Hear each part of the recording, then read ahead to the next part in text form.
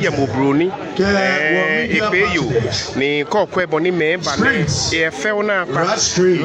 la omo yeli egistroteko ye omo fe omo na ayo ina nche ko enunu ma bito na enunu etan ka enunu etan ma bile ni shamotro ka na ji monitor wotemeko wona jin ni ngbe na he ni wo hye la TV no nche bon yafi me no ba kpacho nshi me ji share mo no yo ke ha O'Brien ko O'Brien na le ma di mi to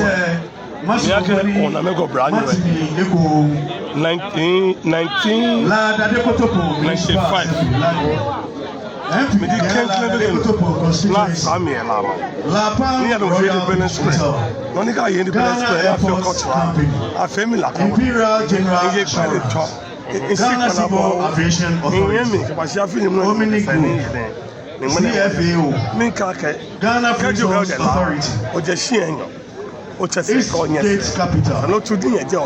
Bethel Logistics, Aviation Social Labadi Beach Hotel,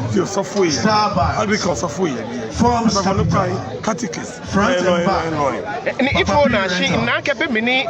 akoso una ke la council of Christian Council of Churches say ame banamba solid